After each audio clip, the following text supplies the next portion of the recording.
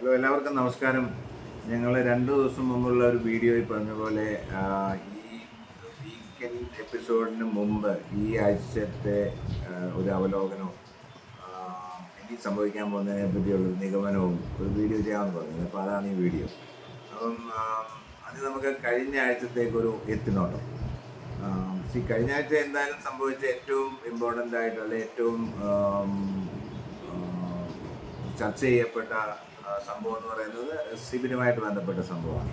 അതായത് കഴിഞ്ഞ ആഴ്ച സിബിനെ പണിഷ് ചെയ്തു. അതിന് ശേഷമുള്ള സിബിൻ്റെ മാനസികാവസ്ഥയും പിന്നെ അവസാനം ഇപ്പം സിബിൻ്റെ പുറത്ത് വന്നതും ആണ് ശരിക്കും വന്നത്. അപ്പം നമ്മളത് നോക്കുമ്പം നമ്മൾ കഴിഞ്ഞ ആഴ്ചകളിൽ അതായത് വയൽക്കാട് എൻട്രിച്ച് വരുന്നതിന് മുമ്പ് ബിഗ് ബോസിൻ്റെ ഒരു അവസ്ഥ ഉണ്ടായിരുന്നു, ഒരു ശോകമൂകമായ ഒരവസ്ഥ. അതിനെ ഒരു കഴിഞ്ഞ ഈ വൈൽഡ് കാർഡ്സ് വന്നതിന് ശേഷം പ്രത്യേകിച്ച് സിബിനും പൂജയും ഒരു പരിധി വരെയൊക്കെ ആ സായിയും ഒക്കെ കൂടെ ഒരു ഓളം തന്നെ ഉണ്ടാക്കിയെന്നുള്ളത്. ഈ 2 ആഴ്ച ശരിക്കും അവിടെ ഒരു എൻ്റർടൈനിങ് ആയിരുന്നു. പല ആൾക്കാരും എനിക്ക് തോന്നുന്നു അതിന് ശേഷം നേരത്തെ കാണാതിരുന്ന അല്ലെ വിട്ടുപോയ കുറേ പല ആൾക്കാരും തിരികെ ഇത് കാണാൻ വന്നു. അതേപോലെ തന്നെ തിരികെ പോവുകയും ചെയ്തിപ്പോൾ. അപ്പം ഈ വ്യത്യാസം ഉണ്ടാക്കാൻ പറ്റിയ 2 കോണ്ടസ്റ്റൻസും 2 പ്രത്യേക കാരണങ്ങളാൽ പുറത്താക്കും. സിബിൻ്റെ കാര്യം നമുക്കറിയാവുന്നതാണ്. അപ്പം ചില ആൾക്കാരുടെ അതിനെപ്പോലുള്ളൊരു വിമർശനം കേട്ടു. അതായത് ഈ ബിഗ് ബോസ് കളിക്കേണ്ടവർക്ക് നല്ല മാനസിക ശക്തി വേണം, അല്ലാത്തവർ കളിക്കാൻ പറ്റില്ല, സിബിൻ്റെ വീക്കാണ്, അതുകൊണ്ടാണ് വീണ്ടും പോകുന്നത്. നമ്മളൊരു കാര്യം മനസ്സിലാക്കേണ്ടത്, ഈ ബിഗ് ബോസ് മലയാളം 6 സീസണിൽ ഇതുവരെയും ഒരു മത്സരാർത്ഥിയോടും ഇതിനേക്കാളും ഭയങ്കരമായ കുറ്റങ്ങൾ ചെയ്തിട്ടുള്ളവരോട് ഉൾപ്പെടെ ഒരാളോടും ഇതുപോലെ ഒരു ബിഗ് ബോസും അത് അവതരിപ്പിക്കുന്ന മോഹൻലാലും പെരുമാറിയിട്ടില്ല. ഇതുപോലൊരു പണിഷ്മെൻറ്റ് ഒറ്റയടിക്ക് കൊടുത്തിട്ടില്ല. ഞാൻ ക്വിക്കായിട്ട് പറയാം, നമ്മൾ ഓൾറെഡി പറഞ്ഞ കാര്യമാണ്. അതിൽ ചെയ്തത് തെറ്റാണ്. പക്ഷെ അതിനേക്കാളും തെറ്റ് ചെയ്ത ആൾക്കാർ ഈ സീസണിൽ ഇപ്പോഴും അവിടെ പോപ്പുലർ ആണെന്ന് വിശ്വസിപ്പിച്ചുകൊണ്ടിരിക്കുന്നു. ഗബ്രി പറഞ്ഞെന്ന് പറഞ്ഞാൽ ജാസ്മിൻ എന്ത് വെർബൽ അബ്യൂസസ് ആണ്. അതെ, ഇവർ രണ്ടുപേരും ചെയ്തെന്ന് പറഞ്ഞാൽ അവര് കറുത്ത മത്സ്യകന്യക, പിന്നെ കറുത്തവരോടുള്ള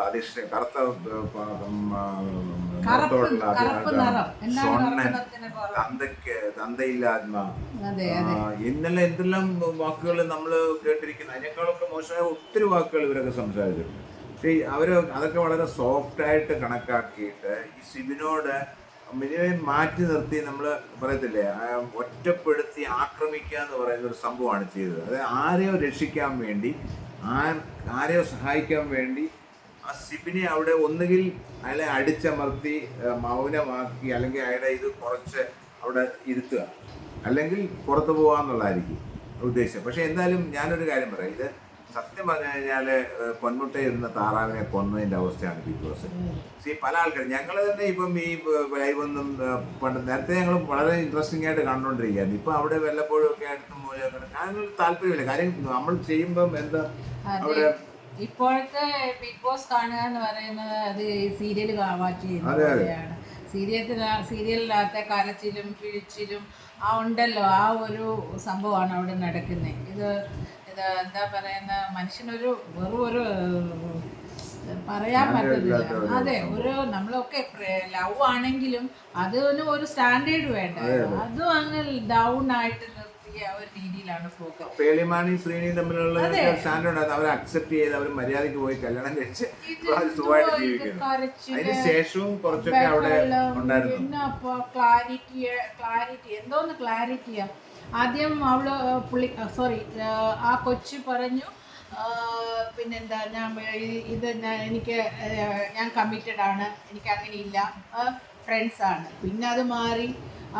എനിക്ക് തോന്നുന്നു വെളിയിൽ നിന്ന് എന്തൊക്കെയോ പുള്ളിക്കാരിക്ക് പിന്നെ സൂചനകൾ ലഭിച്ചിട്ടുണ്ട്. മേ ബി ആ പുള്ളിക്കാരിക്ക് വേണ്ട ക്ലോത്ത്സ് ഒന്നും, എനിക്ക് തോന്നുന്നു പുള്ളിക്കാരിയുടെ ക്ലോത്ത്സ് സപ്ലൈ കൊടുക്കാമെന്ന് പറഞ്ഞത് ആ വുഡ് ബി ആയിരുന്നെന്ന് തോന്നുന്നു, അത് സ്റ്റോപ്പ് ആയെന്ന് തോന്നുന്നു. അങ്ങനെ പല കാര്യങ്ങളും അവൾക്ക് ആ കൊച്ചിന് എന്തൊക്കെയോ കിട്ടിയിട്ടുണ്ട്.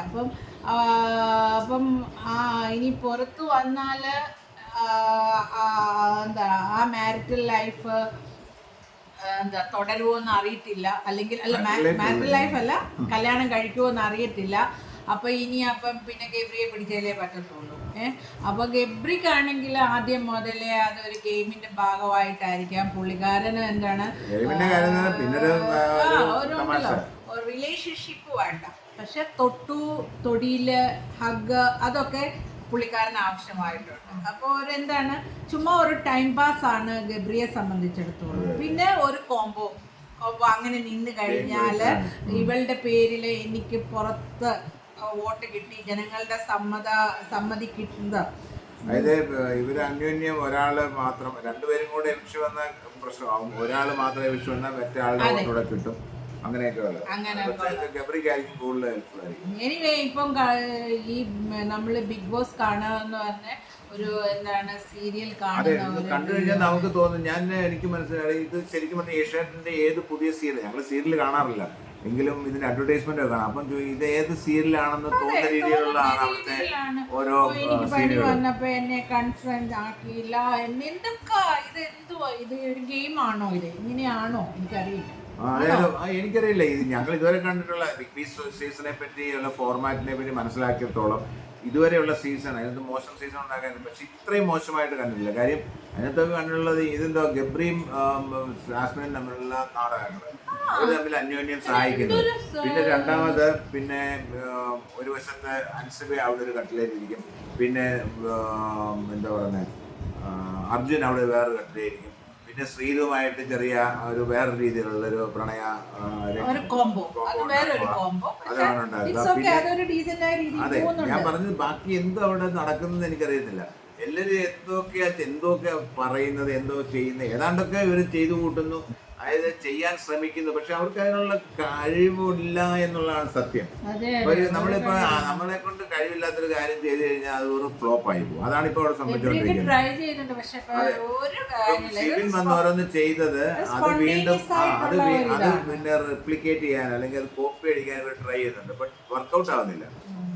കാര്യം അത് പറയാൻ പറഞ്ഞു, നമുക്കൊരു നമ്മളൊരു ടാലന്റഡ് ആണെങ്കിൽ അത് നമ്മൾ ചെയ്യുമ്പോൾ അത് നമുക്കത് മനസ്സിലാവും.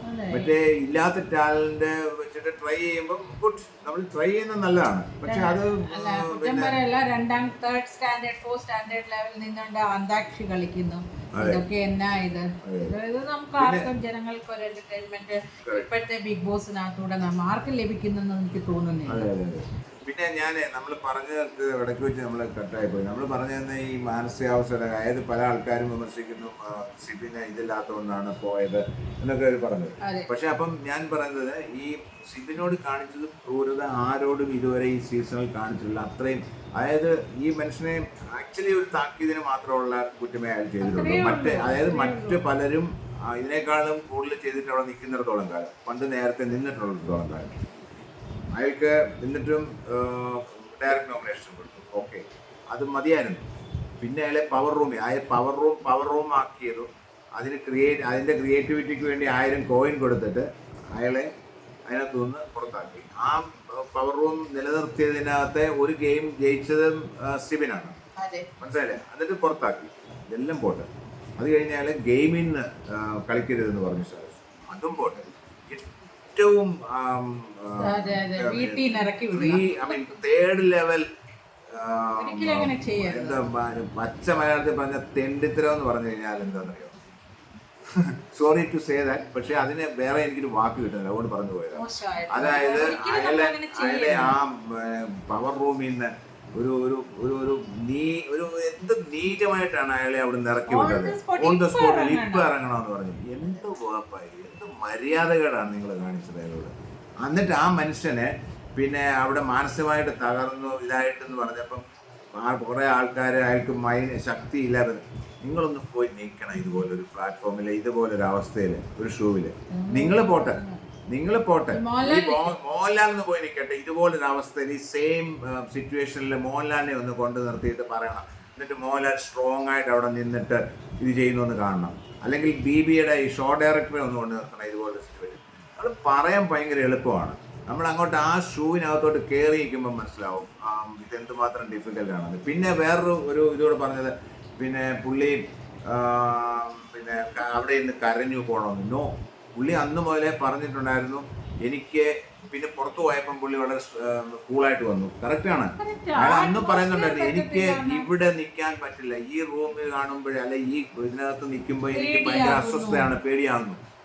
അയാൾക്ക് മാനസിക രോഗമൊന്നുമില്ല. അയാൾക്ക് ആ സമയത്ത് ഒരു ട്രോമയുടെ പ്രശ്നമായിരുന്നു. അയാൾക്ക് പുറത്തു പോയപ്പോൾ ആ സിറ്റുവേഷനിൽ നിന്ന് പുള്ളി പുറത്തായി. അപ്പോൾ അയാൾക്ക് പിന്നെ വേറെ പ്രശ്നങ്ങളൊന്നുമില്ല. പിന്നെ രണ്ടാമത്തെ കാര്യം, ഈ മനുഷ്യന് അവിടെ വെച്ചും പല പ്രാവശ്യം പറഞ്ഞിട്ടുള്ള കാര്യമാണ്, എനിക്ക് ഒരു ശതമാനമെങ്കിലും ഇവിടെ പിടിച്ചു നിൽക്കാൻ പറ്റുമെന്നുണ്ടെങ്കിൽ ഞാൻ അതിനു വേണ്ടി ട്രൈ ചെയ്യും. കാര്യം പുള്ളി സഹായമാണ് ആവശ്യപ്പെട്ടത് അവിടെ നിൽക്കാൻ വേണ്ടി, മനസ്സിലായില്ല. അപ്പം അങ്ങനെ അയാൾ ട്രൈ ചെയ്തു, അയാളെ കൊണ്ട് പറ്റിയില്ല, അതുകൊണ്ട് അയാൾ പുറത്തു പോയി. അയാൾ പുറത്തു പോയപ്പോൾ അയാൾക്ക് പ്രശ്നമില്ല.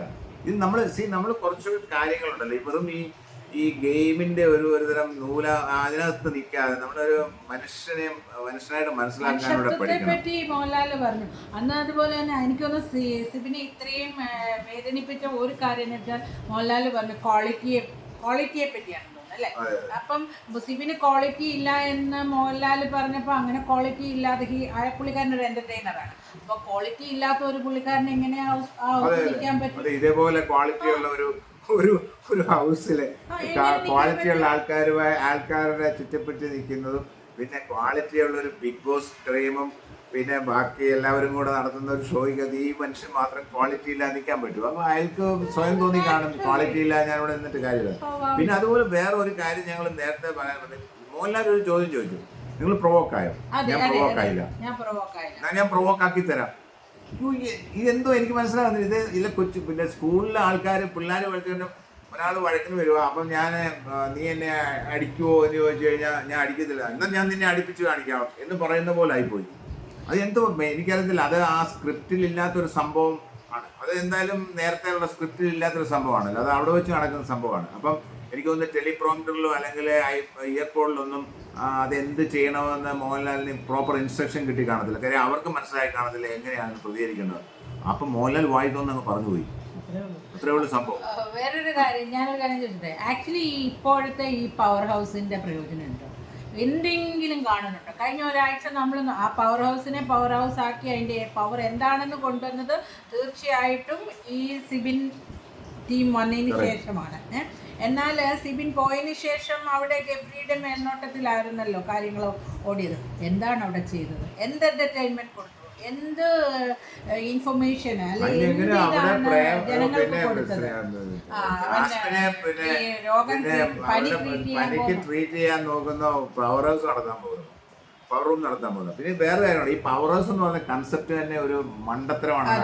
കാര്യം എന്ന് വെച്ചാല് ഒരു റൂമിനകത്ത് ഏതെങ്കിലും ഒരു റൂമിന്, അതായത് പവർ ഹൗസിലേക്ക് പോകുന്ന റൂമിനകത്ത് 1 2 4 പേരുള്ളതാണെങ്കിൽ 1 2 പേര് ചിലപ്പം മിടുക്കന്മാർ കാണും, മനസ്സിലായില്ലേ? അതിൽ വേറെ 1 2 അല്ലെങ്കിൽ 3 എണ്ണം ഏത് നിമിഷം നോമിനേഷൻ വന്നാലും ഔട്ടായി പോകുന്നതാണ്. ഇപ്പം തന്നെ ഈ പവർ ഹൗസിൽ നോക്കിക്കഴിഞ്ഞാൽ ഗബ്രി നോമിനേഷൻ വന്ന അന്ന് ആ ആഴ്ച ഔട്ടാവും. അതുപോലെ ശരണ്യ, അതുപോലെ ഈവൻ ശ്രീരേഖ കുറച്ചൊക്കെ ക്രിയേറ്റീവായിട്ടൊക്കെ ചെയ്യുന്നെങ്കിലും അത് മാത്രം പോരല്ലോ. പിന്നെ ഈവൻ ഋഷി, ഇവരൊക്കെ എനിക്ക് തോന്നുന്നു നോമിനേഷൻ, ഋഷിക്ക് പുറത്ത് ഉണ്ടോ എന്ന് എനിക്കറിയില്ല. പക്ഷെ ഇവരൊക്കെ ശരിക്കും പറഞ്ഞു കഴിഞ്ഞാൽ ഇവരൊക്കെ നോമിനേഷൻ വന്നാൽ പോകേണ്ട ആൾക്കാരാണ്. അപ്പം ഈ പവർ ഹൗസ് എന്ന് പറയുന്ന കൺസെപ്റ്റ് വന്നുകൊണ്ട് എന്താ പറ്റുന്നത്, 1 2 പേര് അതിനകത്ത് പെർഫോം ചെയ്യുന്നത് കൊണ്ട് വേറെ കുറെ ആൾക്കാർ രക്ഷപ്പെട്ടു പോകുന്നു. ഒരു പ്രയോജനം ഒരു കോൺട്രിബ്യൂഷനും ഇല്ലാതെ. അതാണ് സംഭവിച്ചുകൊണ്ടിരിക്കുന്നത്. എന്നിട്ട് അവർക്ക് നോമിനേഷനും ഇല്ല, അവര് പിന്നെ ജോലിയും ചെയ്യേണ്ട, ഒന്നും ചെയ്യേണ്ട. അതൊരു ഇൻഡിവിജ്വലായിട്ട് ചെയ്യണം. ആക്ച്വലി ഞാൻ പറയുവാണ്, ഈ പവർ ഹൗസ് ടീമായിട്ട് പ്രവർത്തിക്കാതെ ഓരോ ഇൻഡിവിജ്വൽസും ഓരോ ഗെയിമിനകത്ത് പെർഫോം ചെയ്ത് വിജയിച്ചിട്ട് അങ്ങനെ ജയിക്കുന്ന 2 3 പേരെ ഉൾപ്പെടുത്തി ഒരു പവർ ഹൗസ് ഉണ്ടാക്കണം. അല്ലാതെ ഏതെങ്കിലും ഒരു റൂമിനെ വെച്ചിട്ട് അവര് പിന്നെ ആരെങ്കിലും കാണിക്കും ബാക്കിയുള്ളവർ രക്ഷപ്പെടുന്ന അല്ല ചെയ്യുന്നത്. ഇൻഡിവിജ്വലായിട്ട് കളിക്കണം. അതിനകത്ത് അതിനകത്ത് ഇത്ര പോയിന്റ് കിട്ടുന്ന 2 or 3 പേരെ ഉൾപ്പെടുത്തി ഒരു പുതിയൊരു പവർ ഹൗസ് ഫോം ചെയ്യണം. ബി ബി ഹൗസ് ഇത് ഞങ്ങളുടെ സജഷൻ അല്ല. അപ്പൊ ഒരു കാര്യം, ബി ബി ഹൗസിന് അത് ചെയ്യാൻ പറ്റത്തില്ല. അപ്പം ഗബ്രി ഔട്ട് ആവും. ഇപ്പൊ ഈ പവർ ഹൗസിനകത്ത് ഗബ്രിയെ കയറ്റാൻ മീൻസ് പവർ ഹൗസിൽ ഗബ്രിയെ കയറ്റുക എന്ന് പറഞ്ഞാൽ നോമിനേഷനിൽ നിന്നെല്ലാം ഒഴിഞ്ഞ് അവനെ സേഫാക്കി ഈ പ്രേമ നാടകം നടത്താൻ വേണ്ടി മാത്രമാണ് അല്ലെ. അപ്പം ഈ പവർ ഹൗസിൽ കയറ്റുന്നതിനുള്ള ഗെയിമില് സ്റ്റോറി ടെല്ലിംഗ് അല്ല, അത് ശരിക്കും ഗബ്രിയെ വേണ്ടി ക്രിയേറ്റ് ചെയ്തതാണ്. എന്നിട്ട് ഒരു നറുക്കെടുപ്പ് ഒന്നുമില്ലാതെ ഗബ്രിക്ക് ആദ്യത്തെ ചാൻസ് കൊടുത്തു. അപ്പൊ ഒരാൾക്ക് ഓർക്കാനുള്ള സൗകര്യം ആദ്യം ചെയ്യുന്ന ആൾക്കായിരിക്കും. അത് വളരെ ഇതായിട്ടായിരിക്കും കാര്യം. അല്ലെങ്കിൽ ഗബ്രി, അതായത് ഞാൻ ഇപ്പോഴും പറയുകയാണ്, ഈ വോട്ടിംഗ് കൺസെപ്റ്റ് അവർ പറയും KPMG ഓഡിറ്റ് ചെയ്യുന്നു എന്നൊക്കെ പറയുന്നത് നമുക്കറിയത്തില്ല. ഇതിന് ട്രാൻസ്പെറൻസി നമുക്കറിയത്തില്ല. നമുക്ക് ഇതിനെ നേരിട്ട് ഇതിനെ വെരിഫൈ ചെയ്യാനുള്ള ഒരു സോഴ്സും ഇല്ല. അപ്പം ഈ പറയുന്നത് നമ്മൾ വിശ്വസിക്കും. അപ്പം അങ്ങനെ ശരിക്കും അങ്ങനെയാണ് ഈ വോട്ടിംഗ് എന്ന് പറയുന്നത്. ശരിക്കും വോട്ടിംഗ് തന്നെയാണ് ബേസിസിലാണ് ആൾക്കാരെ എലിമിനേറ്റ് ചെയ്യുന്നത് നമ്മളങ്ങ് വിശ്വസിക്കുവാണെങ്കിൽ ഈ ഗബ്രി ഔട്ടാവും. ഗബ്രി ഔട്ടായാൽ പിന്നെ ഈ പ്രേമനാടകം ഇല്ലാതാവും. മനസ്സിലായില്ലേ? അപ്പം അത് ഈ ആ പ്രേമനാടകം ഇഷ്ടപ്പെടുന്ന കുറെ ആൾക്കാർ, എനിക്കൊന്ന് ഈ പ്രേമലു പോലുള്ള മൂവികളൊക്കെ OTT-ലുണ്ട്. അത് OTT ഇല്ലാത്തവരായിരിക്കും. ഇതെല്ലാം മോഹൻലാലിന്റെ എത്ര നല്ല നല്ല മൂവീസുകളുണ്ട്. കുട്ടികളെ അങ്ങനെ എന്തെല്ലാം മൂവികൾ അതൊക്കെ പോയി കാണുന്നതിന് വരെ ഈ വെറും താറ പരിപാടി കാണാൻ വേണ്ടി. അപ്പൊ അത് കാണാൻ കുറെ ആൾക്കാരുണ്ടെന്നുള്ളത് കൊണ്ടാണ് പിന്നെ ഈ ബിഗ് ബോസ് ഈ നാടകത്തിന് വേണ്ടി ഇങ്ങനെയൊക്കെയുള്ള. പിന്നെ രണ്ടാമത് ഇപ്പൊ നടന്ന സംഭവം ഇന്നലത്തെ ആ ഗെയിം അതും ഇതുപോലെ തന്നെ എനിക്ക് പറയാനുള്ള ജാസ്മിന് പിന്നെ എന്താ കാലുമാറിയതാണ്. അല്ലെങ്കിൽ ഈ ചതിക്കായിരുന്നു, ചീറ്റിംഗ് ആയിരുന്നു. അതായത് ശരിക്കും പറഞ്ഞു കഴിഞ്ഞാല് ഈ 4 പേരുള്ള പവർ ടീം പ്ലസ് ജാസ്മിൻ ഒരു വശത്തും ഇങ്ങേപ്പുറത്ത് ജിൻഡോ മാത്രം. അൻസിബ ഞാൻ കൂട്ടുന്നില്ല. കാര്യം അൻസിബയ്ക്ക് അത് കളിക്കാൻ പറ്റത്തില്ല എന്ന് അത് ആദ്യമേ ഔട്ടായി. പിന്നെ ഇവർ തമ്മിലായിരുന്നു ഈ ഒരാൾ ഇവിടെ ഇവിടെ വരുന്നു. അതായത് ഈ ജാസ്മിൻ പവർ ടീമിനെ, ഗബ്രി ഉൾപ്പെടുന്ന പവർ ടീമിനെ ആയിരുന്നു സപ്പോർട്ട് ചെയ്തിരുന്നത്. ഇത് അൺഫെയർ ആണ്. ഇത് ആക്ച്വലി ബിഗ് ബോസ് പിന്നെ ഈ ഗബ്രിയെ, അതായത് ജിൻഡോയെ പിടിച്ചു കൊടുത്ത അവരത് ലാസ്റ്റിൽ ഇത് ചെയ്തത്. എന്നിട്ട് അയാളെ ദ്രോഹിച്ചു. എന്നിട്ട് അതിനൊന്നും പ്രശ്നമില്ല. എന്നിട്ട് ഡിസ്ക്വാളിഫൈ ചെയ്യേണ്ടതായിരുന്നു. അതുകൊണ്ട് ആ മറ്റേ ഗബ്രിയുടെ കൂടെ നിന്ന് ശരണ്യ ഉണ്ട് ഹൈഡ് ആൻഡ് സീക്ക് കളിക്കുന്ന പോലെ അവിടെ ഇവിടെയും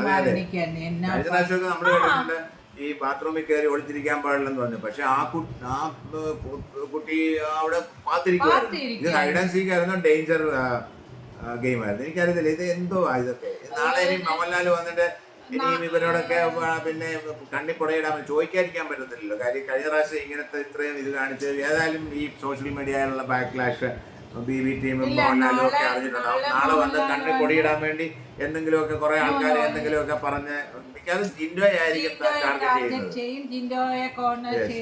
എന്നിട്ട് മോനെ പിന്നെ കാമുകികളെ ഒന്ന് തലോടി ചുമ്മാ ഒരു വെറുതെ ഒരു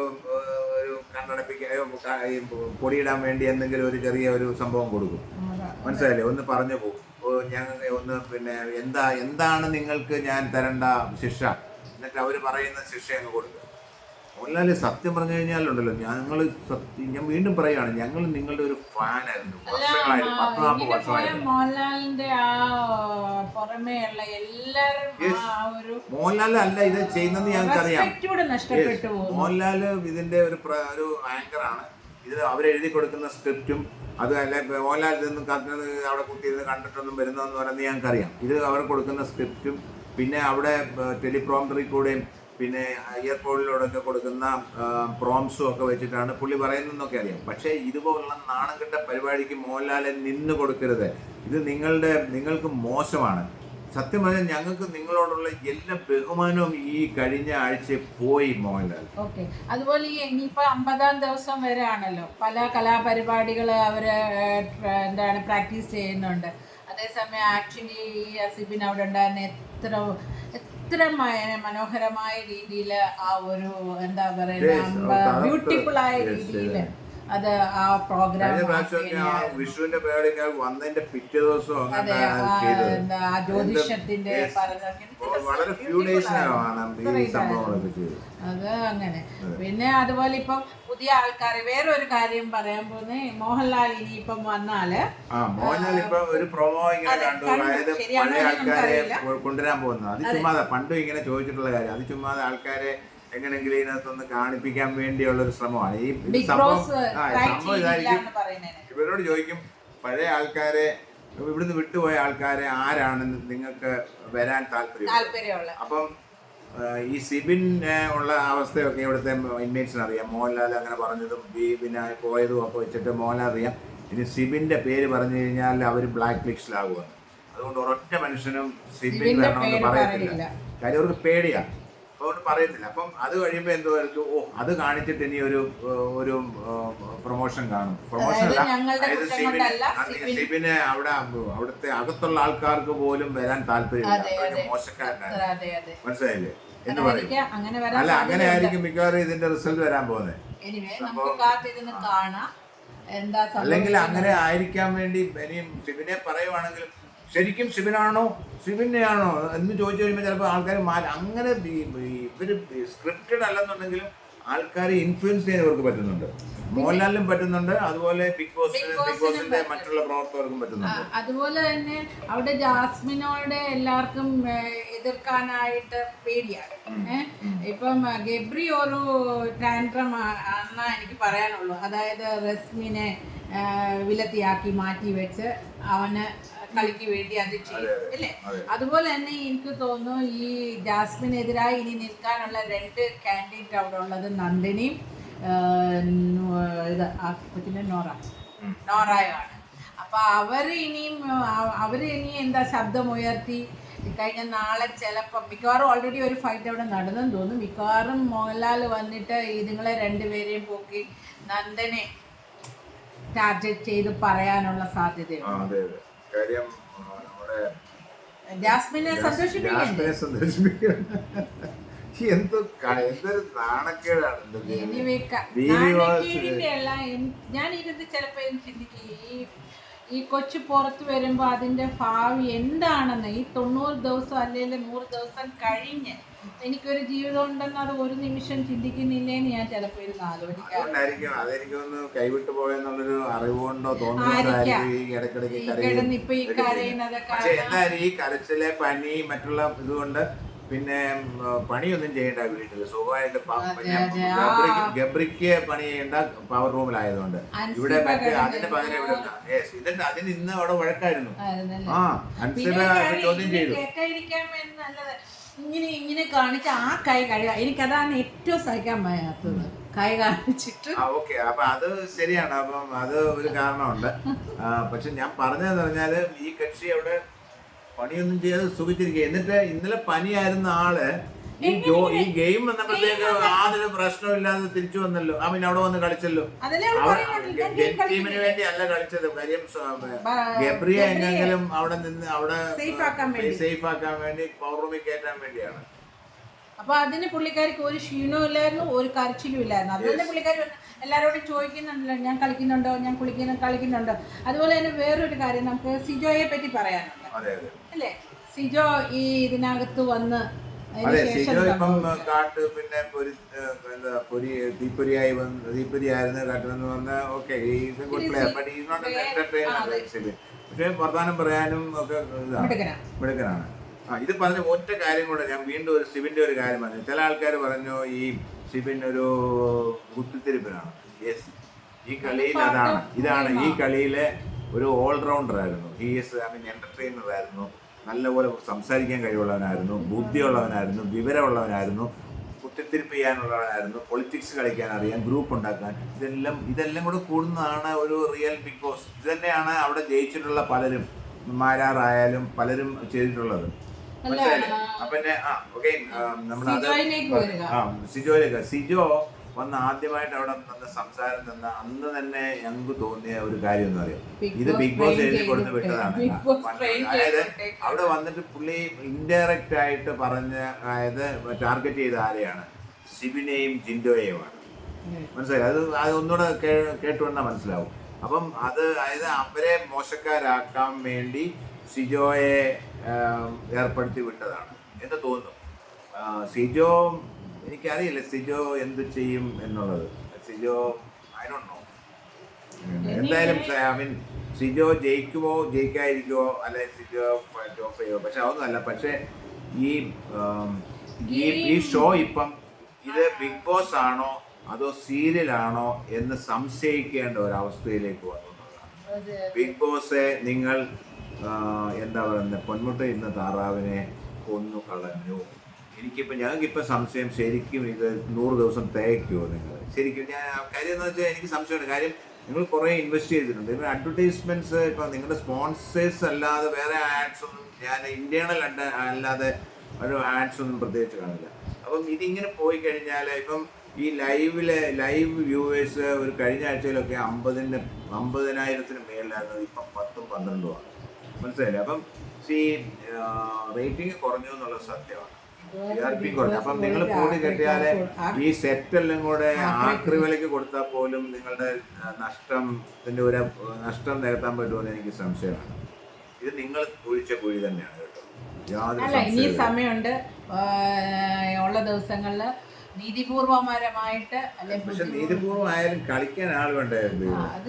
ഇപ്പൊ ഞാൻ ഒരു കാര്യം കൂടെ പറയാം, ഇത് പറയാതെ നിർത്താൻ പറ്റത്തില്ല. അതായത് ഈ സൈബിൻ ചിലപ്പോൾ ഇവരോട് ആവശ്യപ്പെട്ടിട്ടുണ്ടാവും, എന്നോട് പബ്ലിക്കായിട്ട് കാണിച്ച അനീതിക്ക് അപ്പോൾ നിങ്ങൾ പബ്ലിക്കായിട്ട് അപ്പോളജൈസ് ചെയ്യണമെന്ന്. അവരെന്തായാലും അത് ചെയ്യത്തില്ല. അപ്പോൾ അതാണ് അവർ ഡോക്ടർ അഡ്വൈസ് ചെയ്ത പ്രകാരം സിബിനെ വീട്ടിലേക്ക് വിട്ടു എന്നുള്ളൊരു കഥ പറഞ്ഞുണ്ടാക്കിയത്. കാര്യം അവർ പറഞ്ഞിട്ടില്ല സിബിൻ തന്നെ പോയാണെന്ന് പറഞ്ഞിട്ടില്ല, ഞങ്ങൾ പുറത്താക്കിയതാണെന്നും പറഞ്ഞിട്ടില്ല. മനസ്സിലായില്ലേ? ഇത് ഡോക്ടർ പറഞ്ഞതനുസരിച്ചിട്ട് പോയെന്നുള്ള രീതിയിലാണ് ഒരു നറേറ്റീവ് ഉണ്ടാക്കിയിരിക്കുന്നത്.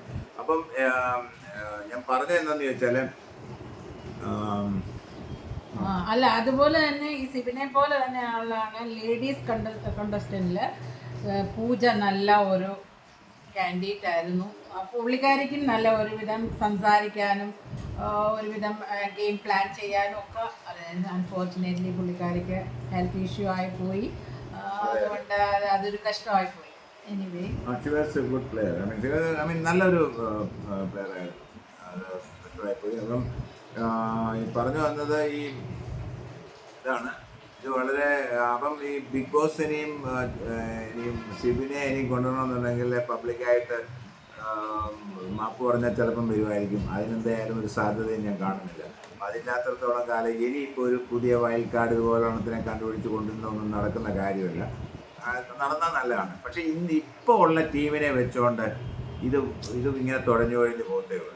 ഐ മീൻ ഇത് മടുത്തു ഒരു ബോറായി കേട്ടോ. ശരിക്കും കണക്കിനൊക്കെ വെസ്റ്റേൺ ഇന്ത്യൻ കൾച്ചറും മേ ബി അവരിനി വെസ്റ്റേൺ കൾച്ചർ ഇന്ത്യൻ ഈ ബിഗ് ബോസിലൂടെ പിന്നെ കേരളക്കാരെ ബോധവൽക്കരിക്കുമായിരിക്കാം.